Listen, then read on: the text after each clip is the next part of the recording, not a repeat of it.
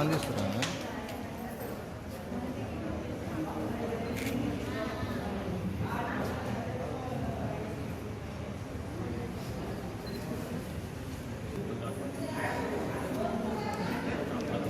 మీరు తీసుకుని పక్కన చెప్పి నేను తీసుకున్నాను.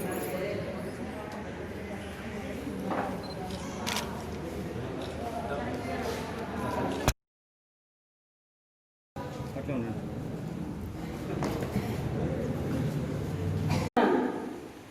ఎప్పుడొచ్చినా నేను తుంగతుర్తికి అని తెలంగాణ రాష్ట్రం రాకముందు మీడియాగా నేను జర్నలిస్ట్గా ఉన్నప్పుడు తెలంగాణకు ఎంత అన్యాయం జరుగుతుంది, మన నీళ్లు మనకు వస్తలేవు, మన నిధులు మనకు వస్తలేవు, మన నౌకర్లు మనకు వస్తలేవు అని చెప్పి మీడియాలో ఒక జర్నలిస్ట్గా గొంతెత్తి మాట్లాడి ప్రతి తెలంగాణ బిడ్డను కూడా తెలంగాణ ఉద్యమంలో కీలక భాగస్వామి అయ్యేటట్టుగా ఒక భావజాల వ్యాప్తి చేసే క్రమంలో ఎస్ఆర్ఎస్పి కాలువకు సంబంధించి నేను ఒక ప్రాజెక్ట్ చేసిన. ఆ ప్రాజెక్ట్ రిపోర్ట్ చేసినప్పుడు అక్కడ నిజాం సాగర్ దగ్గర నుంచి మొదలు పెడితే లాస్ట్కు ఇక్కడ తిరుమలగిరిలో ఉన్నటువంటి అక్కడ కూడా ఒకటి శంకుస్థాపన చేసినటువంటి ఒక స్టోన్ వేసి ఉంటుంది, అక్కడ ఒక రాయి వేసి ఉంటుంది. దాన్ని అప్పుడు ఉన్నటువంటి ముఖ్యమంత్రి చంద్రబాబు నాయుడు గారు వేసిండ్రు, ఆ తర్వాత ముఖ్యమంత్రిగా వచ్చినటువంటి వైఎస్ రాజశేఖర రెడ్డి గారు వేసిండ్రు. కానీ ఆడికి ఎప్పటికప్పుడు కాలువ రాకుండే, నీళ్లు రాకుండే. అంటే అక్కడి నుంచి మొదలుపెట్టి 4 జిల్లాలు, అటు నిజామాబాదు, కరీంనగర్, ఖమ్మము, మళ్ళా అదంతా తిరిగి నల్గొండకు వచ్చినప్పుడు అక్కడికి వచ్చింది తిరుమలగిరి. అంటే ఆనాడు మనందరం కూడా మన నీళ్లు ఎందుకు వస్తలేము, మనల్ని ఎంత మోసం చేసిండ్రు, మన నిధులు ఖర్చు పెడతలేరు, మనల్ని ఎంత మోసం చేసిండ్రు, మన నౌకర్లు మనకు వస్తలేము, మనకు ఎట్లా మోసం చేసిండ్రు అనేటువంటి పాఠశాల విద్యార్థుల దగ్గర నుంచి ఇళ్లల్లో గృహిణులుగా ఉన్నటువంటి మహిళల దగ్గర నుంచి కార్మిక, కర్షక, ఉద్యోగ, ఉపాధ్యాయ ప్రతి రంగంలో ఉన్నటువంటి ప్రతి తెలంగాణ బిడ్డను కూడా తెలంగాణ ఉద్యమంలోకి దింపినాం. అది పుణ్యమో పాపమో మనందరం భాగస్వామ్యమేమో. మరి ఆనాడు అంత తిప్పల పడ్డప్పుడు, అంత తిప్పల పడి తెచ్చుకున్నటువంటి తెలంగాణ రాష్ట్రంలో ఇవాళ వచ్చిన తెలంగాణలో మన హక్కులన్నీ కూడా దక్కించుకోవడం కోసం మళ్ళా కొట్లాడాల్సినటువంటి బాధ్యత కూడా మన మీద ఉంది.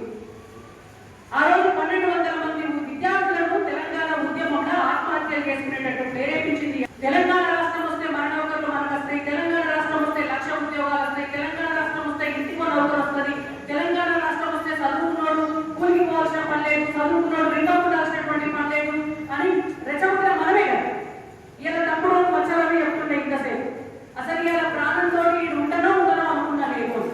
ఆనాడు తెలంగాణ ఉద్యమంలో నిజాయితీగా నికాసుగా పనిచేసిన ప్రతి ఒక్కరు కూడా నేను చేస్తే తెలంగాణ వస్తుంది కావచ్చు, దానికి నా ప్రాణమైన ఇస్తా అని అంత ఉద్వేగానికి లోనైనటువంటి వాళ్ళు 6 సంవత్సరాల నుంచి లెక్క తీస్తే కూడా ప్రభుత్వ ఉద్యోగాల కింద ఇచ్చినటువంటి ఉద్యోగాలు కేవలం 33-34 వేలు. ప్రభుత్వమే గవర్నర్ గారికి ఈ మధ్య కాలంలో ఇచ్చినటువంటి నివేదిక చెప్తున్నటువంటి అంశాలు.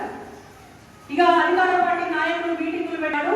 మనకు గడ్డ చక్రపాణి గారు ఉంటే పొద్దున లేస్తే పొద్దుగాల అప్పటికి మళ్ళా తెల్లారేవడం పిలిస్తే ప్రతి టీవీ ఛానల్లో ఆయనని, ప్రతి మీటింగ్ లో ఆయనని ఏం చెప్తుండే, మన తెలంగాణ వచ్చే అన్నిటికీ సమస్యలకు పరిష్కారం, తెలంగాణ వస్తే కాదు ఇవాళ యూనివర్సిటీలో ఉన్న ప్రతి పిల్లలకి నౌకరు వస్తుంది, ప్రతి అమ్మాయికి నౌకరు వస్తుంది అని. మరి ఆయననే తీసుకుపోయి టీఎస్పీఎస్సీ చైర్మన్ చేస్తే ఇవాళ వరకు ఒక్కనాడు కూడా ఒక్క వేదిక ద్వారా కూడా ప్రజల ముక్కడికి కానీ, పట్టభద్రుల ముక్కడికి కానీ, నిరుద్యోగుల ముక్కడికి కానీ వచ్చి మాట్లాడిన దాఖలాలు, ఆ ధైర్యం లేదు. 6 సంవత్సరాలు అవుతుంది సార్ నోట్ మూసుకొని. అంటే ఇవి ఎందుకు చెప్తున్నా నేను అంటే ఇక్కడ కూర్చున్నటువంటి వాళ్ళంతా పట్టభద్రులే కాబట్టి. ఎంతమంది ఉన్నారు ఇక్కడ కూర్చున్నటువంటి వాళ్ళలో పట్టభద్రులు? ఒక్కసారి చేయలేపండి. ప్రతి ఒక్కరు పట్టభద్రులు. చాలా సంతోషం. నిజంగా కూడా నడుచు కూర్చున్నటువంటి ఇంత మందిలో దాదాపు 100-200 మందిలో ప్రతి ఒక్కరు కూడా పట్టభద్రులు. ఈ కార్యక్రమానికి మమ్మల్ని నమ్మి మా మీద నమ్మకం ఉంచి ఇక్కడ దాకా వచ్చినందుకు మీ అందరికీ పేరు పేరున కృతజ్ఞతలు. మనందరం కూడా తెలుసుకోవాల్సినటువంటి అంశాలు చాలా ఉన్నాయి. చాలా మంది మిత్రులు ఇక్కడ ఆల్రెడీ చెప్పారు కాబట్టి ఇంకా వాటన్ని డీటెయిల్స్ దగ్గర నేను వెళ్ళదలుచుకోలేదు. ఇందాక సోదరి మేరీ గారు చెప్పింది తను ఎన్ని కోర్సులు చదువుతున్నారు, తను ఇప్పుడు ఏం చేస్తున్నారు అని. ఇందాక ఇంగ్లీష్ టీచర్ చెప్పింది ప్రైవేట్ స్కూళ్ళల్లో ఉన్నటువంటి చదువుకొని ఉపాధ్యాయులుగా ఉన్నటువంటి వాళ్ళ పరిస్థితి ఏంటంటే, ఇందాక సైదుల్ గారు చెప్పింది, డిగ్రీలు దాచుకొని ఇంట్లో బిడ్డలు పెట్టుకొని పేరు మార్చుకొని పోయి మాకు మేము చదువుకోలేదని చెప్పి కూలి పని చేస్తున్నారు వాళ్ళు. మేస్త్రి కాఫీ మేస్త్రిల కింద పోయి ఇల్లు కడుతున్నారు వాళ్ళు. కూలి పని పోయి పనులు చేస్తున్నారు వాళ్ళు. డిగ్రీలు పీజీలు చదువుకొని ఉపాధి దొరకక ఎట్లాంటి పరిస్థితులు ఎదుర్కొంటున్నారు అనేటువంటి దానికి ఇది వాస్తవ పరిస్థితి. కాబట్టి పరిస్థితులు మారాలి అంటే వట్టిగా మారాయి. పరిస్థితి మారాలి అంటే మనం తెచ్చుకున్నటువంటి తెలంగాణలో మన ప్రజాస్వామ్య ఫలాలు మనకు రావాలి అంటే మనల్ని పరిపాలించే స్థానంలో కూర్చునే వాళ్ళు, మన హక్కులను మనం తెచ్చిపెట్టి మన కోసం కొట్లాడేటువంటి వాళ్ళు శాసనసభల్లో శాసన మండలిలో ఉండాలి. మన కోసం మాట్లాడేటోళ్ళు ఉంటే మనకు రావాల్సినవి మనకు వస్తాయి. శాసనసభలో ఉన్న ఎమ్మెల్యేలో, పార్లమెంట్ లో ఉన్న ఎంపీలో, శాసన మండలిలో ఉన్న ఎమ్మెల్సీలో ఇలా ఇంతమంది నిరుద్యోగులు ఉన్నారు. ఇన్ని ప్రభుత్వ శాఖల ప్రతి శాఖల ఖాళీ ఉన్నాయి. మీరందరూ కూడా ఎందుకు ఇవ్వాలి ఉద్యోగాలు అని చెప్పి ముఖ్యమంత్రిని అడిగే దమ్ము ఉన్నటువంటి నాయకులు ఉంటే మన ఉద్యోగాలు మనకు వస్తాయి. అసంభవం ఉంటారా? 6 సంవత్సరాలైంది నల్లగొండ, వరంగల్, ఖమ్మం పట్టభద్రుల స్థానానికి ఎమ్మెల్సీగా ఎన్నికైనటువంటి పల్ల రాజేశ్వర రెడ్డి గారు కనీసం ఒక 6 సార్లు శాసన మండలిలో మాట్లాడిన పట్టభద్రుల అంశాలకు సంబంధించి కనీసం 6 సార్లు ఎన్ని ఉద్యోగాలు ఖాళీ ఉన్నాయి, ఆ ఉద్యోగాలన్నీ నింపాలి అని ముఖ్యమంత్రికి చెప్పిందా? కనీసం ఒక 6 మీటింగులు పెట్టి పట్టభద్రులందరినీ కూడా పిలుచుకొని మాట్లాడినా? ఇవాళ ఇన్ని ప్రైవేట్ స్కూళ్ళు, బడ్జెట్ స్కూళ్ళు నాశనం అయిపోతుంటే, ఇంతమంది విద్యార్థులు రోడ్డు మీద పడుతుంటే, పాఠాలు చెప్పే పంతులు పోయి చెప్పులు కూరగాయలు అమ్ముకుంటుంటే కూడా ఒక్కసారి కూడా నోరు వెళ్లకుండా ఇవాళ పట్టభద్రుల ఎమ్మెల్సీగా ఎన్నికైనటువంటి పల్ల రాజేశ్వర రెడ్డి గారు పోయి ప్రగతి భవన్లో పాలే పనిచేస్తుంది. ఇటువంటి వాళ్ళని ఎన్నుకున్నాక మన ఉద్యోగాలు మనకి ఎందుకు వస్తాయి? ఇవాళ పట్టభద్రుల ప్రయోజనాలన్నింటినీ కూడా తాకట్టు పెట్టిపోయి ఆయన సొంత యూనివర్సిటీ తెచ్చుకున్నాడు, ఒక ప్రైవేట్ యూనివర్సిటీ తెచ్చుకున్నాడు. ఇలాంటి స్వార్థపరులు ఉన్నాక మన నిరుద్యోగులకు ఉద్యోగాలు ఎందుకు వస్తాయి? కాబట్టి పట్టభద్రులంతా కూడా ఆలోచించాల్సినటువంటి అంశం. అధికార పార్టీ మళ్ళొక విషపూరితమైనటువంటి కుట్రకు పన్నాగం పన్నుతోంది, దాన్ని ఇంప్లిమెంట్ కూడా చేస్తుంది. అక్టోబర్ 1వ తారీఖు నుంచి నవంబర్ 6వ తారీఖు వరకు ఎలక్షన్ కమిషన్ పట్టభద్రుల ఓటు నమోదు చేసుకునేటువంటి ఒక అవకాశాన్ని ఇచ్చి ఓటర్ ఎన్రోల్మెంట్ డ్రైవ్ చేస్తున్నటువంటి సంగతి మనందరికీ తెలిసిందే. దానికోసమే ఇవాళ మనం ఇక్కడ సమావేశం కూడా పెట్టుకున్నాం. అయితే అందరం చదువుకున్నటువంటి వాళ్ళము, డిగ్రీలు పూర్తయినటువంటి వాళ్ళము, ప్రతి ఒక్కరి చేతిలో సెల్ ఫోన్ ఉంటుంది. ఇవాళ ఆన్లైన్ లో కూడా నమోదు చేసుకునేటువంటి అవకాశాన్ని ఎలక్షన్ కమిషన్ మనకు ఇచ్చింది. మొట్టమొదటి రోజే అక్టోబర్ 1వ తారీఖు రోజే ఆన్లైన్ లో ఓటు ఎట్లా నమోదు చేసుకోవాలని చెప్పి నేనే స్వయంగా ఒక వీడియో, నా ఓటు నమోదు చేసుకుంటూ ఒక వీడియో కూడా రూపొందించి నేను యువ తెలంగాణ పార్టీ ఫేస్బుక్ లో పెట్టినాను, రాణి రుద్రమ ఫేస్బుక్ లో పెట్టినాను. మీకు యూట్యూబ్ లో కూడా రాణి రుద్రమ గ్రాడ్యుయేట్ ఓటర్ ఎన్రోల్మెంట్ అని టైప్ చేసుకుంటే మీకు ఆ వీడియో కూడా కనిపిస్తుంది. అంటే చాలా స్పష్టంగా ఓటును మనం ఎట్లా నమోదు చేసుకోవాలనేటువంటిది స్టెప్ బై స్టెప్ చెప్పడం జరిగింది. ఈ రోజు చాలా మంది పట్టభద్రులు కూడా ప్రతి ఒక్కరి చేతిలో సెల్ ఫోన్ ఉంది, స్మార్ట్ ఫోన్ ఉంది. కాబట్టి అందరూ ఆన్లైన్ లో నమోదు చేసుకుంటున్నారు. ఈ క్రమంలో దాదాపుగా ఒక 10 రోజుల నుంచి రోజు ఒక 15-20 మంది విద్యార్థులు ఫోన్లు చేస్తున్నారు, పట్టభద్రులు ఫోన్లు చేస్తున్నారు. ఆన్లైన్ లో ఓటు నమోదు చేసుకోమని చెప్పిండ్రు. మేము ఆన్లైన్ లో ఓటు నమోదు చేసుకుంటుంటే మళ్ళీ మాకు బీఆర్ఓలు ఫోన్లు చేస్తున్నారు. ఫోన్లు చేసి మీరు వెరిఫికేషన్ రావాలి, మీరు మళ్ళా గెస్టెడ్ ఆఫీసర్ తోటి సంతకం పెట్టించి మీ ఫామ్ సబ్మిట్ చేయాలి అని అడుగుతున్నారు వాళ్ళు. ఇది కుట్ర. నేను మీ అందరికీ ఎందుకు చెప్తున్నానంటే ఇక్కడ ఉన్నటువంటి ప్రతి పట్టభద్రులను కూడా మీ ఫేస్బుక్లలో, మీ వాట్సాప్ గ్రూప్లలో పెట్టండి. గ్రామీణ ప్రాంతాల్లో ఉన్నటువంటి ప్రతి ఒక్కరికి కూడా ఎడ్యుకేట్ చేయండి. అసలు జాయింట్ సిఇఓ రవికిరణ్ గారితో మాట్లాడినాం. ఇక్కడ ఎలక్షన్ ఇన్ఛార్జ్ నల్గొండ, ఖమ్మం, వరంగల్ జిల్లాలో జగదీష్ రెడ్డి గారితో మాట్లాడినాం. ముగ్గురితో కూడా మాట్లాడి మా సందేహాలను నివృత్తి చేసుకోవడం జరిగింది. మీరు ఎలక్షన్ కమిషన్ ఇచ్చిన రూల్ ప్రకారం ఆఫ్లైన్ అయినా మన ఫామ్ సబ్మిట్ చేయొచ్చు, ఆన్లైన్ అయినా ఫామ్ సబ్మిట్ చేయొచ్చు అని పెట్టిన తర్వాత మళ్ళా ఆన్లైన్ లో సబ్మిట్ చేసుకున్న ప్రతి ఒక్కరిని కూడా మళ్ళీ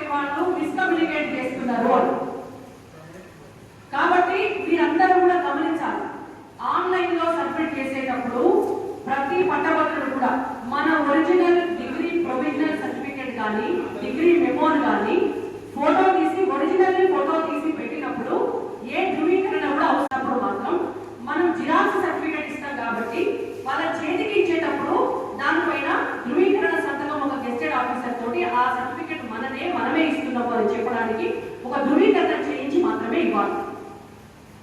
ఇందులో ర్యాండమ్ గా ఎక్కడో 100 1000 ఎవరిపైన డౌట్ ఉంటే అక్కడ ఉన్నటువంటి డిఆర్ఓ కానీ ఎంఆర్ఓ కానీ తీసుకొచ్చి మీ ధృవీకరణ పత్రం, మీ ఒరిజినల్ సర్టిఫికేట్ చూపించండి అని అడిగినప్పుడు బాధ్యతగా మనం చూపిస్తాం.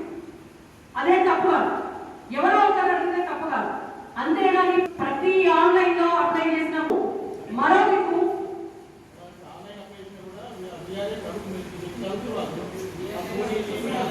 ఎందుకు చేస్తున్నారు అంటే, ఒక దిక్కు అధికార పార్టీకి సంబంధించినటువంటి నాయకులతోటి గ్రామానికి ఒక ఇన్ఛార్జ్ చేసింది. గ్రామానికి ఒక ఇన్ఛార్జ్ చేసి ఎవరైతే మనకు అనుకూలంగా ఉంటారో రేపు ఒకటి మనం 100-200 ఇస్తే తీసుకొని ఎవరైతే వాళ్ళకు ఓటేస్తారో అట్లాంటి వాళ్ళని గమనించి గవే ఓట్లు నమోదు చేయించండి. మిగిలినటువంటి వాళ్ళని ఓట్లు లేకుండానే మళ్ళీ మనం ఓట్లు కొనుక్కొని అధికారంలోకి రావచ్చు అనేటువంటి ఒక కుట్ర వాళ్ళతో అక్కడ చెప్తుంటే ఆ ఇన్ఛార్జీలు అందరూ కూడా ఉండలేకపోయి ఏం చెప్తున్నారంటే, ఆన్లైన్ లో పెట్టినటువంటి ఈ ఓట్లన్నీ కూడా తీసేస్తారు, మీకు మేమే దిక్కు, మేము తీసుకుపోయి గెజెట్ ఆఫీసర్ తో సంతకం చేయించి మేము అప్లికేషన్ అప్లై చేస్తేనే మీ ఓటు వస్తుంది కాబట్టి మాకే ఇవ్వాలి అని చెప్పి ఇళ్ళ మీద పడి దౌర్జన్యంగా సర్టిఫికేట్ తీసుకుంటున్నారు. అంటే ఒక విద్యలో ఇట్లా చేసుకుంటా ఆన్లైన్ లో అప్లై చేసుకునే వాళ్ళను లోకల్లో ఉన్నటువంటి ఆఫీసర్లు అందరూ కూడా బెదిరించి ఇవాళ భయభ్రాంతులకు గురి చేస్తున్నారు. మీ ఓటు పోతుంది, మీరు కంపల్సరీ వెరిఫికేషన్ రావాలి. ఇవాళ ఉన్నటువంటి ఈ 6 జిల్లాలు, నల్గొండ, వరంగల్, ఖమ్మం, అటు మహబూబ్ నగర్, హైదరాబాద్, రంగారెడ్డి, ఇక్కడ ఉన్నటువంటి ప్రతి పట్టభద్రులు కూడా గమనించాల్సినటువంటి అంశం, మీకు ఎవరైనా కూడా ఫోన్ చేసి మీరు ఆన్లైన్ అప్లై చేసుకున్నా మళ్ళీ ఆఫ్లైన్ అప్లై చేసుకోవాలని ఏ ఆఫీసర్ అయినా చెప్తే మీరు వాళ్ళని ప్రశ్నించండి. మరి ఆన్లైన్ లో మీరు ఎందుకు పెట్టినో అడగండి. వాళ్ళు చేసినటువంటి ఫోన్లు రికార్డ్ చేయండి. మీరు ఎలక్షన్ కమిషనర్ కి ఒక మెయిల్ పెట్టండి, ఎలక్షన్ కమిషన్ CEO ఒక మెయిల్ పెట్టండి. ఇవాళ ఈ వేదికగా ఎలక్షన్ కమిషన్ కూడా నేను ఒకటి అడగదలుచుకున్నా. ఒక స్వయం ప్రతిపత్తి కలిగినటువంటి సంస్థ ఎన్నికల కమిషన్ ఏ రాజకీయ పార్టీలకి కూడా లోబడకుండా ఇవాళ ఎలక్షన్ కమిషన్ అనేటువంటిది ఎన్నికలు సజావుగా జరగడం కోసము రాజ్యాంగబద్ధంగా ఏర్పడినటువంటి సంస్థ. అటువంటి సంస్థ కూడా ఎందుకు ఇవాళ అధికార పార్టీకి తొత్తులుగా వ్యవహరిస్తోంది? ఇక్కడ ఉన్నటువంటి ప్రభుత్వ ఉద్యోగులు కూడా మీకు ఆ పిఆర్సీ దిక్కు లేదు, ఐఆర్ దిక్కు లేదు, ప్రమోషన్లు దిక్కు లేవు, మీకు గౌరవం లేదు, అన్నిటికంటే మించి గౌరవం లేదు. ఆనాడు తెలంగాణ ఉద్యమంలో 42 రోజులు సకల జనుల సమ్మె చేసింది, స్వరాష్ట్రం కావాలి, మా ఆత్మాభిమానం నిలబడుతుంది, ఆందోళన కింద మేము ఉండమని. ఇలా తెలంగాణ రాష్ట్రం వచ్చినాక ఏం చేస్తున్నారు? మీరు మీ ఆత్మాభిమానం మంటగలుస్తుంటే కూడా అధికార పార్టీకి తొత్తులుగా వాళ్ళకు బినామీలుగా వాళ్ళ తొత్తులుగా ఉండి వాళ్ళ ప్రజలను తప్పుదారి పట్టిస్తున్నారు. ఎలక్షన్ ఓటు నమోదు చేసుకునేటువంటి ఒక అంశాన్ని కూడా ఎంత ట్రాన్స్పరెంట్ గా ఉండాలో అంత కాంప్లికేట్ చేస్తున్నారు లోకల్లో ఉన్నటువంటి ప్రభుత్వ ఉద్యోగులు. కానీ ఎలక్షన్ కమిషన్ కు ప్రభుత్వ ఉద్యోగులకు కూడా మీడియా మిత్రులకు కూడా నా రిక్వెస్ట్, గ్రామీణ ప్రాంతాల్లో ఏం జరుగుతోంది అనేటువంటిది ప్రజలకు దయచేసి తెలియజెప్పండి. ఎందుకంటే ఓటు మన ప్రాథమిక హక్కు. ఇవాళ ప్రజలకు ప్రభుత్వానికి ఉన్నటువంటి వారధి మీడియాని. మీడియా ద్వారా ఒక మెసేజ్ వెళ్తే డెఫినెట్ గా ప్రజలందరికీ కూడా అర్థమవుతుంది. ఇవాళ చదువుకున్న పట్టభద్రులు అందరూ కూడా పేపర్ చదువుతారు, టీవీలు చూస్తారు, వాట్సాప్ లో, ఫేస్బుక్ లో, మనకు ట్విట్టర్ లో, ఇన్స్టాగ్రామ్ లో, యూట్యూబ్ లో అన్నీ ఉన్నాయి. కాబట్టి మీరు చెప్పండి, ఇవాళ ఓటు వేయడం మన హక్కు, ఓటు వేయాలి అంటే ఓటు నమోదు చేసుకోవడం అవసరం. మీరందరూ కూడా ప్రతి పట్టభద్రుడు మీ ఓటు నమోదు చేసుకోండి. అలాగే ఒక 100 మందితోటి ఓటు నమోదు చేయించండి. రాబోయే ఎన్నికల్లో మీ అందరికీ కూడా మీ పట్టభద్రుల ప్రతినిధిగా నేనుంటాను. నేను తెలంగాణ ఉద్యమంలో ఒక తెలంగాణ బిడ్డగా, ఒక తెలంగాణలో ఉన్నటువంటి జర్నలిస్టుగా ఏనాడు ఎవరికి భయపడకుండా నా రాష్ట్ర సాధనే నాకు ముఖ్యం అని చెప్పేసి మీ అందరితో పాటు నేను కొట్టాను. తెలంగాణ వచ్చిన తర్వాత కూడా మీడియా గొంతు నొక్కి ఎక్కడ ఒక వార్త రాకుండా, ప్రజల గొంతు ఎక్కడ వినిపించకుండా చేసిన క్రమంలో కూడా నేను ఒక మీడియా సంస్థ వేదికగా ప్రజలకు ఒక అవకాశాన్ని కల్పించి ప్రజల తరఫున ప్రభుత్వాన్ని నేను ప్రశ్నించినాను. ప్రజలకు మాట్లాడే అవకాశాన్ని కల్పించేటువంటి ఒక జర్నలిస్ట్ గా నేను పనిచేసినాను. ప్రత్యక్ష రాజకీయాల్లో వచ్చిన తర్వాత కూడా ఇవాళ యువ తెలంగాణ పార్టీగా మా పార్టీ అధ్యక్షులు జిడ్డా బాలకృష్ణారెడ్డి గారి గురించి ఇందాక చాలా మంది కూడా చెప్పారు. దాదాపుగా 20-25 సంవత్సరాల నుంచి ఇవాళ ఉన్నటువంటి ఆనాడు ఉన్నటువంటి ఉమ్మడి రాష్ట్రంలో కూడా యువజన సంఘాలను ఏర్పాటు చేసి సామాజిక సేవలో ఉన్నారు. ఆ తర్వాత తెలంగాణ ఉద్యమాన్ని ఢిల్లీ నుంచి ఢిల్లీ దాకా తీసుకుపోయిన తెలంగాణ చరిత్రలో ఉన్నటువంటి మొదటి 10 మంది ఉంటే అందులో జిడ్డా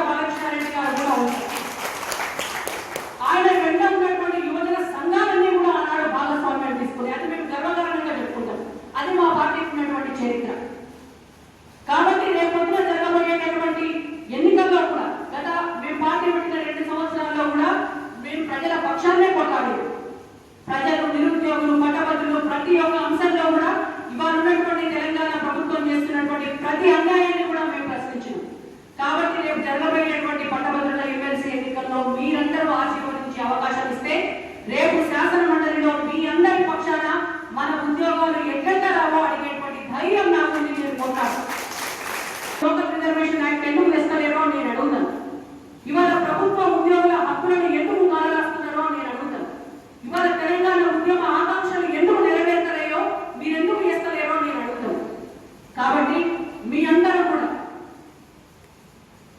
వచ్చే ఎలక్షన్ లో నన్ను ఆశీర్వదించి శాసనమండలికి పంపించాలని మీ అందరినీ కూడా కోరుకుంటూ మీ పట్టభద్రుల గొంతుగా నేను ఉంటానని మరొకసారి తెలియజేస్తూ ఈ అవకాశం ఇచ్చినందుకు ఇంతమంది ఇక్కడికి వచ్చినందుకు మీ అందరికీ కూడా పేరు పేరున ధన్యవాదాలు. కుటుంబం అంటే పెద్దగా ఒక మహిళ వ్యవహరిస్తుందో ఆ రకంగానే నేను రాజకీయాల్లో కూడా ఉండాలి. మీడియాలో పనిచేసినప్పటికీ తెలంగాణ కోసం కొట్లాడినప్పటికీ ఇవాళ ఇక్కడ కూడా సమస్యలు పరిష్కారం కాలే, ఉద్యమ ఆకాంక్షలు నెరవేరలే, నీళ్లు నిధులు నియామకం జరగలే. ప్రెసిడెంట్గా నియమించి ఈరోజు ఒక మహిళకి అవకాశం ఇస్తే నిజంగా గల్లా పెట్టి అడిగేటువంటి దమ్ము ధైర్యమైనటువంటి ఒక మహిళగా మరి రాజముద్రం గారికి ఎమ్మెల్సీ పట్టభద్రుల నియోజకవర్గ అభ్యర్థిగా ఈ తెలంగాణ పార్టీ ప్రకటించడము, మరి వారిని ఆశీర్వదించడం కోసం మీ అందరికీ కూడా మరి పేరు పేరున హృదయపూర్వకమైన ధన్యవాదాలు తెలియజేస్తూ మీడియా మిత్రులందరూ కూడా కృతజ్ఞతలు తెలియజేస్తూ మరి ముఖ్యంగా చాలామంది చాలా విషయాలు మాట్లాడింది. నాకు రోజు సోమవారం సెంటర్లు సైదులు ఫోన్ చేసుకుంటూ చెప్తున్నాను. సార్ సైదులు అంతకంటే ముందు కూడా చెప్పినాను.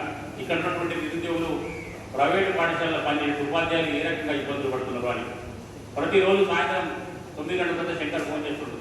అన్నాళ్ళంతా ఇలా కూలీనాలు చేసుకుంటున్నారు.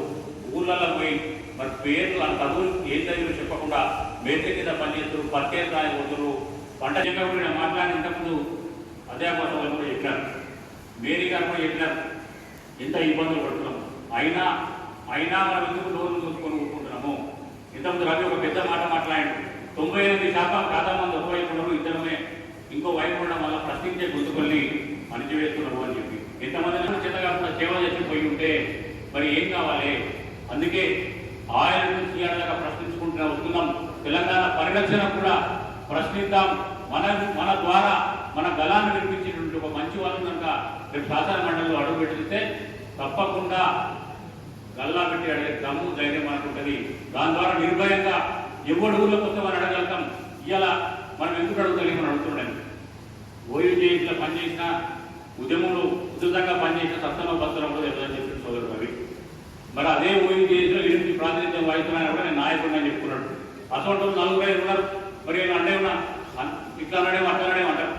వాళ్ళు ఫస్ట్ వాళ్ళ ఆత్మకు సమాధానం చెప్పుకోవాలి. వాళ్ళ అంతరాత్మకు జవాబు ఇవ్వాలా. వాళ్ళు ప్రశ్నించుకోవాలి.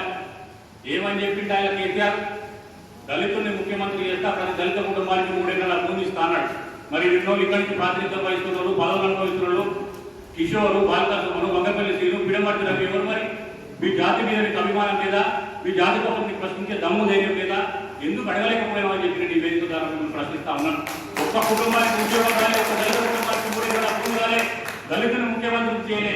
నీకు ఎందుకు ఆ పదవులను అడుగుతున్నాను? జాతీయంలో కాపాడుకోలేనప్పుడు దళితులకు అండగా ఉంటామని చెప్పి పదవులు కట్టబెడితే ఆ పదవుల కోసం ఎందుకు ప్రశ్నిస్తలేమని చెప్పి నేను అడుగుతా ఉన్నా. ఆ పదవులు శాశ్వతం కాదు. ఇలా కొట్లాడి తెచ్చుకున్న తెలంగాణలో దళితుల పాత్ర కీలకమైనది.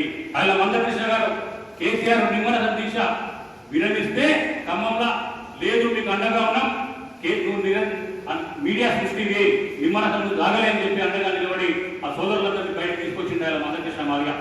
ఆ రోజు ముఖ్యమంత్రిగా దళితులు ముఖ్యమంత్రి చేస్తానని చెప్పి మర్చిపోయి నువ్వు గద్దెనెక్కుతుంటే పోయి అక్కడ నిలదీసిండు నిజాం కాలేజ్ దగ్గర మందకృష్ణ మాదిగా. మరి ఏమైంది అని మీరు ఎందుకు పెదవులు మూసుకున్నారని చెప్పి నేను ప్రశ్నిస్తా ఉన్నా. దయచేసి పదవులు శాశ్వతం కాదు, మన పేరు శాశ్వతం.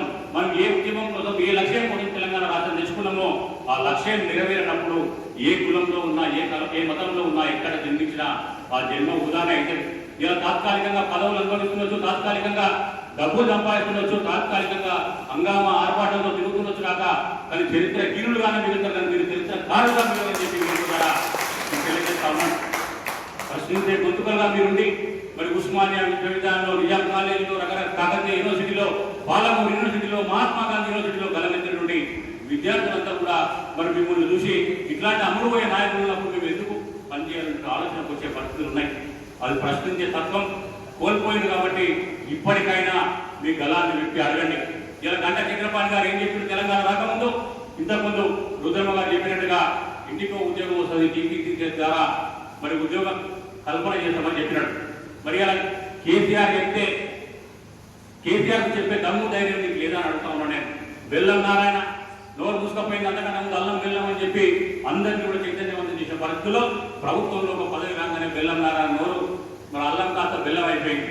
ఇట్లాంటి పరిస్థితుల్లో నాయకులు ఉండబట్టినే మరి ఈ రకంగా కేసీఆర్ నియంతృత్వ విధానాలు ఇంకా కూడా కొనసాగుతున్నాయి. తప్పకుండా ఒక్క ప్రశ్నించే గొంతుకున్నా విజయం సాధించగలుగుతాం. ప్రశ్నించే నాడే మరి మన హక్కులను కూడా సాధించుకోగలుగుతాం, మళ్ళా తెలంగాణ పరిరక్షించుకోగలుగుతాం. ఇలా ఈ ప్రాంతానికి వస్తుంటే బాధ అయింది. మీకు తెలుసో తెలుగుతో గునాది గారి కాలం కోసం కొట్లాడుకుంటూ వచ్చిన గునాది గారి కాలం కోసం 2005లో పాపం స్వర్గీయులైన పురుషోత్తం రెడ్డి గారు మరి ఇక్కడ మోత్పూర్ దాకా కూడా రావాలి, గునాది గారి చెరువు దగ్గర వచ్చేది ఉంటే మా భువనగిరి నియోజకవర్గంలో. అట్లా కాదు, మోత్పూర్ ప్రాంతం కూడా ఎడారిగా ఉన్నది, నా దాకా రావాలని చెప్పి మరి ఆయన నిధులు మంజూరు చేపిస్తే ఆయన ఉన్నటువంటి కాంగ్రెస్ నాయకులు కూడా పూర్తి స్థాయిలో ఇప్పుడు వచ్చి తెలంగాణ 6 ఏళ్ళైనా కూడా గునాది గారి చెరువు దాటి మీకు మోత్పూర్ దాకా రాలే. మరి దాని గురించి మాట్లాడి ఇక్కడ ఉన్నటువంటి ఎమ్మెల్యే మరి ఎందుకు పెదవులు చూసుకపోయినా ఎప్పుడైనా మాట్లాడినామని చెప్పి నేను అడుగుతా ఉన్నా. ఈయన గవర్నమెంట్ డిగ్రీ కాలేజ్ లేదు, మన ప్రాథమిక వైద్యశాలలో 30 పడకల ఆసుపత్రి కాలే.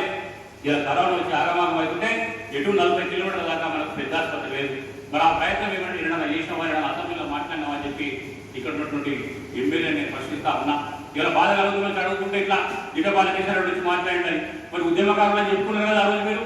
మరి ఉద్యమకారులు ఏ ఉద్యమం చేసి తెలంగాణ వచ్చిందో ఆ ఉద్యమ ఆకాంక్షలు నెరవేరినప్పుడు మీకు పదవులు అనుభవించిన అర్హత లేదు అని చెప్పి నేను ఈ వేదిక ద్వారా మిమ్మల్ని ప్రశ్నిస్తా ఉన్నా.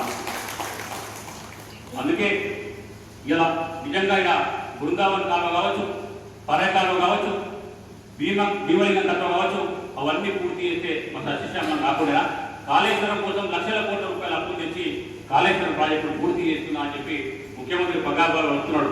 మరి మన ప్రాంతం ఒకవైపు ఎడారి అవుతుంటే వాళ్ళ ఖజానానికి అప్పులు తెచ్చి కాళేశ్వరం ప్రాజెక్టు పూర్తి చేస్తున్నా అంటే మరి ఎందుకు మీరు మాట్లాడతారని అడుగుతున్నా. గునాది గారి కాలువ నిజంగా పద్మపూర్ రిజర్వాయర్ను అనుసంధానం చేసే ప్రయత్నం మనం చేసామని చెప్పి ఈ ఎమ్మెల్యేని ప్రశ్నిస్తా ఉన్నా. ఇలా ఎమ్మెల్యేలు ఎక్కడ కూడా ఎవరు నా ప్రాంతంలో ఈ సమస్య ఉంది పరిష్కారం చేయండి అని చెప్పి అడుగుతలేదు. అలా జేబులో పైసలు వస్తాయా, ముఖ్యమంత్రి పంపే నజరానాలు ఏమైనా ఉంటాయా అని చెప్పి చూస్తున్నారు తప్పితే ఎవరు కూడా మన ప్రాంతాల అభివృద్ధి కోసం ప్రయత్నం చేస్తలేదు. నేను ఎందుకు చెప్తున్నా అంటే గ్రాడ్యుయేట్ ఎన్నికలైనా కూడా ఒక పార్టీగా ఒక ఉద్యమ నాయకుడిగా అనేక సంవత్సరాల మీద ఉద్యమం చేసే చరిత్ర ఉన్నవాడిగా ఆ రోజు మూసి కాల్చిన సమస్య కావచ్చు, ఈ రోజు మీకు ఏం కాలనపడుతున్నట్టు నిమిషం శంకుస్థాపన వదిలేస్తే గల్లాపట్టి నిలదీసి ఈ రోజు ఆ స్థాయికి దిగలిగాం. కాబట్టి ప్రతి సమస్య మీద ఎప్పటికప్పుడు స్పందించడం, రేపు కూడా స్పందించడం, ఒక ఉద్యమ నాయకుడిగా ఉద్యమ ఆకాంక్షలు నెరవేరే వరకు కూడా తెలంగాణ పార్టీ కొట్లాడదు. కాబట్టి ఈ సందర్భంగా ఈ విషయాలన్నీ కూడా మీ దృష్టికి తీసుకొస్తా ఉన్నా. ఇక ఇప్పటిదాకా ఉన్న ఎమ్మెల్సీ విషయం, మొన్నటిదాకా ఉన్నటువంటి పల్లా రాజేశ్వర రెడ్డి చరిత్ర ఎన్నడూ ఉద్యమంలో మాట్లాడలే, ఎన్నడూ ఒకనాడు జై తెలంగాణ అనలే. అననోడు ఆల్రెడీ మభ్య పెట్టింటే ఎలా ఎమ్మెల్సీ అయింది. 6 ఏళ్ళ ఎన్నడూ నియోజకవర్గం నుండి నిరుద్యోగ సమస్య కావచ్చు, వేరే సమస్యలు కావచ్చు, కాలేజీ సమస్యలు కావచ్చు, పాఠశాల సమస్యలు కావచ్చు, ఎన్నడూ మాట్లాడలేదు. ప్రభుత్వ పాఠశాలలు మూతపడుతున్నా కూడా ఎందుకు మూతేస్తున్నా అడగలే. మరి ఆయన చెప్పడాచే కదా ఆఖరి ఎప్పుడు అదే ఎంఆర్ఓ ఆఫీస్ కాడ అటెండర్ ఉంటాడు, తోడుకాడు పోయి సార్ మా ఊర్లో రేషన్ కార్డు రాలేదు సార్, రేషన్ కార్డు ఇప్పిస్తారంటే అప్లికేషన్ ముందు పెట్టి ఎంఆర్ఓ కలెక్టర్ ఆఫీస్ కావాలి, కలెక్టర్ అటెండర్ సంతకం పెడతారు, పెట్టి ఆ రేషన్ కార్డు మంజూరు చేస్తారు. నిజమా కాదా? మరి నువ్వు కూడా చెప్పడాచినా కూడా వెళ్తున్నావు కదా. మరి 3 జిల్లాల్లో నాకు ఉద్యోగాలు నిరుద్యోగుల ఉద్యోగాలు వస్తలేవు, ప్రభుత్వ పాఠశాలలు మూతపడుతున్నాయి, వీధి నియమాలు పెట్టలేక మరి ప్రైవేట్ పాఠశాలలు మూతపడుతున్నాయి, ఉద్యోగస్తులకు జీతాలు లేవు, కరోనా వచ్చి ఆగమాగమైనారు. మరి వాళ్ళని ఆదుకుందామని నాకు చెప్పడానికనే నీ ముఖ్యమంత్రిని అడగవచ్చు కదా. అడిగే దమ్ము ధైర్యం లేదు. కానీ ఇలా యూనివర్సిటీ తెచ్చుకుని తీరనే మన గడికేటర్ దగ్గర మరి సిగ్గు శరం ఉండాలా. పదవులు అనుభవిస్తే మరి ప్రజలకు ఏం చేస్తున్నావు కూడా ఒకసారి మీరు ఆత్మపరిశీలన చేసుకోవాలి. ఏం లేకుండా ఇలా ఏం చేసినట్టే బహిర్గతంగా వచ్చి ఇంకా కూడా దమ్ము ధైర్యం లేదా నేను పోటీ చేస్తున్నాను చెప్పుకునేది. నిజంగా నీకు పోటీ చేస్తున్న దమ్ము ధైర్యం ఉంటే బహిరంగంగా ప్రకటన చేసి అధికార పార్టీ ఉంది కదా, నేనే ఎమ్మెల్సీ అభ్యర్థిని మళ్ళా నేనే నిలబడతానని చెప్పి నీకు సిగ్గు శరము దమ్ము ధైర్యం ఉంటే మరి ప్రకటించుకోవాలని చెప్పి నీ వ్యక్తులు అడుగుతా ఉన్నా. ఇలా లోపాయికారి ఒప్పందం, ప్రైవేట్ పాఠశాల ఒప్పందాలు చాలా మంది ఉన్నారు. ఇలా యాజమాన్యాలు నిజంగా ఒక రకంగా బాధ అవుతారు. ఎందుకంటే పాఠశాల యజమాన్యాలు అనేక మంది అనేక సార్లు మా దగ్గరకు వచ్చినారు. మా సమస్య మీద మాట్లాడమంటే మాట్లాడినాం. కేజీ టు పీజీ విద్యా సంస్థల యొక్క బహిరంగ పెడితే అక్కడ పోయి మా గల్లాన్ని వినిపించినాం. మొన్న కరోనా సమయంలో వచ్చి అందరూ మాట్లాడితే కూడా వాళ్ళ పక్షాన అనేక సార్లు మీడియాలో మాట్లాడినాం. వాళ్ళ ఫీజు రీయింబర్స్మెంట్ ఇవ్వాలి. ప్రైవేట్ పాఠశాలలో పనిచేస్తున్న ప్రతి ఉపాధ్యాయునికి మరి కరోనా నిబంధనలు సడలించి పూర్తి స్థాయి పాఠశాలను ప్రారంభించేదాకా ఒక్కొక్క 5,000 రూపాయలు అని చెప్పి తొలిసారిగా ప్రకటించింది యువజన పార్టీ. ఇలా ఉన్న వెంకట్ మునుగోడు నియోజకవర్గంలో దారుణంగా తినడానికి తిండి లేక వాళ్ళ నాయన పైసలు అడుక్కోలేక పేద కుటుంబం నుండి దళిత సోదరుడు వెంకట్ వాళ్ళని 5,000 రూపాయలు నాయన అడిగితే ఆయన కసురుకోవడం వల్ల ఆత్మహత్య చేసుకునే పరిస్థితి వచ్చింది. ఆయన ఒక కవిత్వం రాసుకుని బ్రహ్మాండంగా ఒక 3 రోజుల ముందే నిర్ణయించిన చెప్పాడు. యువజన సోదరులు అందరూ కూడా చెప్తున్నాడు, నేను ఎట్లా చచ్చిపోతా, నేను చచ్చిపోయినాకన్నా మరి ఈ కళలన్నీ నెరవేరుతాయా, అంబేద్కర్ ఆశయాలు సాధన కోసం ప్రయత్నం జరుగుతుందని చెప్పి రాసుకున్నట్టుగా అక్కడ ఉన్నటువంటి యువజన సోదరుల కవితలు చూపించారు. నేను అందుకే అడుగుతున్న అందరినీ కూడా మనం ఇట్లనే ఊపుకుంటే, ఇట్లనే ప్రశ్నించకుండా ఉంటే రేపు పొద్దున రాజేశ్వరుడు వచ్చి మళ్ళీ ఓట్లాడడానికి ప్రైవేటు పాఠశాల దగ్గరికి వస్తే గల్లబట్టి కొడకండి. ఆయన ఓటుకు 10,000 5,000 కొట్టాడు. ఎందుకంటే ఆయన యూనివర్సిటీలో లక్షలాది రూపాయల ఫీజులు చేసుకుంటా ఆ పైసలు మళ్ళీ ఒకసారి సిద్ధమైన బిడ్డ మా సమస్యలు ఎక్కడెక్కడే ఉన్నాయని చెప్పి అడగండి. మీ యజమాన్యాలు కూడా ఏమైనా కుయుక్తులు చేసి మిమ్మల్ని ఓట్లేమని చెప్పి ప్రలోభాలకు గురి చేస్తే బరాబరా పైసలు తీసుకోండి. వాళ్ళకు ఫీజు రీయింబర్స్మెంట్ వచ్చి మీకు జీతాలు ఇవ్వకపోతే, పాత బకాయిలను ఇవ్వకపోతే కూడా మీ పక్షాన మేము పోరాటం చేస్తామని చెప్పి సందర్భంగా ప్రైవేటు ఉపాధ్యాయులకు కూడా మేము స్పష్టమైన హామీ ఇస్తున్నాం. ఏ నిత్యం ఏ సందర్భం ఉన్నా, నేను పక్కనే నియోజకవర్గంలో ఉన్నా, మీకు అందరికీ తెలుసు ఏ సమస్య గురించి కూడా ఎప్పుడు మడవ ఇవ్వలే. ఎంతటి కష్టమైన పరిస్థితుల్లో కూడా మరి ప్రజల పక్షాన ఉన్నా, ఎక్కడ ఎప్పుడు అవసరం వస్తే అక్కడ పోయినాం. మీకు ఏ సమస్య వచ్చినా మాకు చెప్పండి, తప్పకుండా మీ పక్షాన యువ తెలంగాణ పార్టీగా మీకు అండదండలు అందిస్తారని చెప్పి తెలియజేస్తూ, మరి అలా ఓటర్ నమోదులు కూడా అక్రమాలు తెరలేటువంటి ప్రయత్నం ఈ ప్రభుత్వం చేస్తుంది. కాబట్టి దాన్ని అడ్డుకుంటూ వేయాల్సిన అవసరం కూడా మనందరి మీద ఉంది. మరి వీఆర్ఓ ఫోన్ చేసి అడిగితే మరి ఆన్లైన్లో ఎందుకు పెట్టినారు గాంధీ కొడుకుని అడగండి. ఆన్లైన్లో పెట్టినప్పుడు ఆన్లైన్లో ఎన్రోల్మెంట్ చేస్తే మళ్ళీ అడగాల్సిన అవసరం లేదు కదా. మళ్ళీ ఎందుకు అడుగుతున్నారు గాంధీ కొడుకు సీఈఓ గారిని అడుగు, ఒక ప్రకటన చేయమని చెప్పి చెప్పమని చెప్పాల్సిన అవసరం మనందరి మీద ఉంది. వచ్చేటప్పుడు రుద్రమ్మ గారు అంటున్నారు మనం మీడియా సమావేశం పెట్టి చెప్పుదామంటే మరి అనేక మంది మన దగ్గర పోటీ చేసిన అందరూ చెప్తున్నారు మాట. వానికి ఏమంటారు కదా సీఈఓ అనడానికి. నేను కూడా 2 సార్లు ఫోన్ చేసిన. నేను ఫోన్ చేస్తే అట్లాంటిది ఏం లేదు, మరి అది బహిరంగంగా చెప్పొచ్చు కదా అడిగాను. నువ్వు అట్లాంటిది ఏం లేదు, ఆన్లైన్లో చేసుకుని కూడా అరువులే అని చెప్పొచ్చు కదా అంటే చెప్పినట్టే మేము ప్రకటన ఇచ్చినామని చెప్పి నిన్నగా మొన్న వేరే పార్టీ నాయకులు కూడా పోతే అదే మాట చెప్పినట్ట. అందుకే మీకు ఫోన్లు చేసుకున్నాం చెప్పండి అదే మాట. ఓటు ఎట్లా మనం చూద్దాం. మీరు ఎన్రోల్మెంట్ చేసుకుంటారు, ఓటు పోతే అవసరమైతే సుప్రీంకోర్టు దాకా పోయినా ఎందుకంటే నెంబర్ వచ్చింది ఆల్రెడీ, మనకు యాక్సెప్ట్ చేసిన నెంబర్ ఉంటుంది. ఆ నెంబర్ పట్టుకుపోయి మరి ఎందుకు రిజెక్ట్ చేసి అడుగుతాం. దాని పక్షాన కూడా తెలంగాణ పార్టీ పోరాటం చేస్తున్నారు. ఓటు ఎట్లా రద్దు చేస్తూ చూద్దాం. ఫోన్ చేసినట్టు అడగండి మరి ఎందుకు ఆన్లైన్ ఎన్రోల్మెంట్ చేస్తున్నాం అని చెప్పి. దయచేసి అందుకే చెప్తున్నా, ఇంతకుముందు చాలా పెద్ద మాట మాట్లాడింది, సో అమ్ముకుంటున్నామేమో అని చెప్పి. సరే అది నేనేమంటా అంటే కొంత ఇబ్బంది అయ్యో జనరల్ ఎలక్షన్లు అట్లాంటివి జరుగుతూ ఉంటాయి. గ్రాడ్యుయేట్స్ చైతన్యవంతం అయి ఉన్నారు. అట్లాంటి చిన్న చిన్న ప్రలోభాలకు ఎవరు కూడా సిద్ధంగా లేరు. తప్పకుండా నిజంగా తప్పని పరిస్థితుల్లో పైసలు ఇచ్చి బరాబర్ తీసుకోవాల్సింది. ఎందుకంటే మన సొమ్ముతో యూనివర్సిటీలు కట్టుకొని మన మీద ఫీజులు వసూలు చేసే మన పైసలు చేయడానికి ప్రయత్నం చేస్తున్నాడు. అటువంటి ప్రయత్నం ఇచ్చినా బరాబర్ తీసుకున్నాం. ఎందుకంటే వీళ్ళు అవసరం పడుతున్నారు ప్రైవేట్ ఉపాధ్యాయులు. బరాబర్ తీసుకొని ఏడ కర్రవాల్సి వార్త పెట్టాలనో అట్లా పెట్టాల్సిందే. అందుకే యజమానులు కూడా ఎప్పటి బిడ్డ మీద మన లా నుంచి పడితే మర్యాద చట్టం మేము పాఠశాల నడవలేము, పాఠశాల చదువు చెప్పము, మాకు బరాబర్ పాత పక్కలను కూడా చెల్లించాలని చెప్పి మీరు అడగండి. మీ పక్షాన మేము ఉంటామని చెప్పి మరొకసారి తెలియజేస్తూ, మరి ఇంకో దృష్టిలో నేను మీరు ఊహించిన దానికంటే కూడా పట్టభద్రులు మరి అన్ని మీటింగ్ల కంటే కూడా చాలా బ్రహ్మాండంగా వచ్చిన ఇంత కాలాతీతమైన మరి ఇక్కడ ఇంతసేపు వేసినందుకు మరొకసారి మరి మీడియా మిత్రులకు కూడా ఒక విజ్ఞప్తి, ఇక్కడ ఉన్నటువంటి అధికారులు మరి ఈ రకంగా పట్టభద్రులు నమోదు కనుక వాళ్ళు ఎందుకు యాక్సెప్ట్ చేస్తున్నారో మీరు కూడా ఒక ప్రశ్నించే వ్యక్తులుగా ప్రశ్నించి అడగాలని చెప్పి కోరుకుంటూ అవకాశం ఇచ్చిన మీ అందరికీ మరొకసారి ధన్యవాదాలు తెలియజేస్తూ ముగిస్తున్నాను. జై